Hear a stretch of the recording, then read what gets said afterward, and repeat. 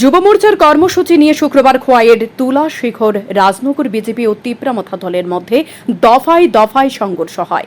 জানা যায়, এদিন সকাল 10টা নাগাদ খোয়াই মহকুমার তুলা শিখর ব্লকের পূর্ব রাজনগর এডিসি ভিলেজ বিজেপি এবং তীব্রামথার কর্মীদের মধ্যে ঝগড়া বিবাদ শুরু হয়।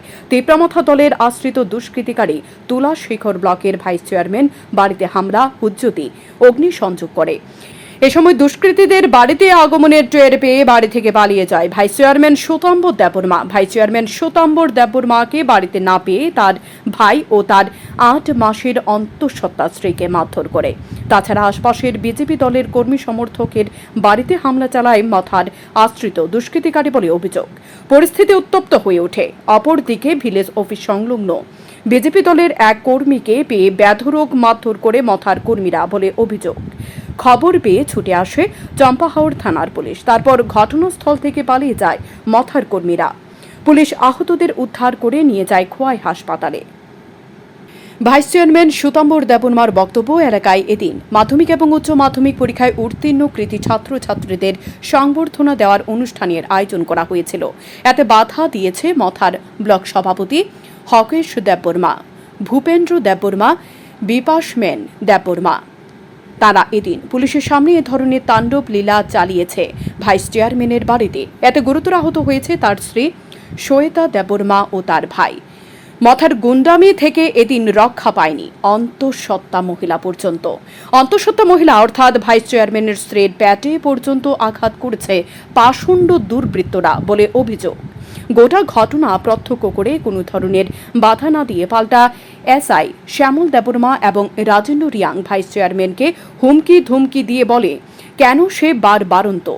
পুলিশের এ ধরনের ভাবমূর্তি দেখে তিনি আতঙ্কে ভুগছেন।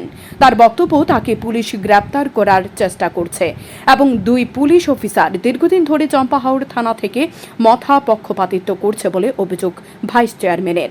না হলে এদিনও পুলিশের সামনে সমস্ত ঘটনা সংঘটিত হলে পুলিশ কেন বাধা দেয়নি, এমনটাই প্রশ্ন ভাইস চেয়ারম্যানের। ঘটনা এসে আজকে সকালে না কালকে থেকে ঘটনাটা হয়। কালকে আমরা ওখানে কয়েকদিনে আমরা জম্মুতে একটা প্রোগ্রাম চলতেছে।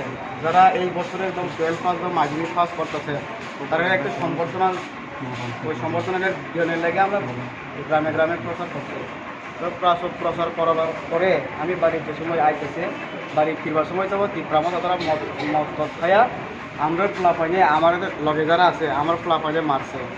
তারা যে ওই সাইকেল চেন দিয়ে মারছে, বিয়ার বোতল দিয়ে মারছে। তারপর মারার পরে আমারও তারা মারবার লাগার চেষ্টা করছে, কিন্তু আমি বাগিয়ে গেছে অনেক, একজনের করে আমি দুটিয়ে গেছে। তারপরে ফ্লাফাইনে আবার যারা মার খাইছে তারা বাড়িতে গেছে। তারা বাড়ি থেকে আমাদের এলাকাবাসী সবাই যারা আমরা দুটি কার্যকর্তা সবাই মিলে সেরা আইসে আমারে লনের লেগা। তো আমার লওয়ানোর সময় তারা আবার তীব্রমথা লোক বাজারে তারা আবার বিড়ি সিগারেট খাইয়া একটা জায়গায় মানে বয়ে রয়েছে। তো আমরা ইপিডি পার্টির লোক আওয়ার পরে তারা আবার পিটাপিটি লাগছে। লাগার পরে তারা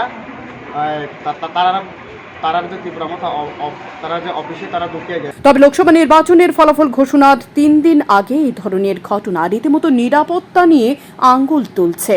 পাশাপাশি ভিলেজ কমিটির নির্বাচনের আগে লক্ষ্য করা যাচ্ছে শীর্ষ নেতৃত্ব হাতে হাত মেলালেও পাহাড়ে এই একই গোষ্ঠীর মধ্যে চলছে লড়াই।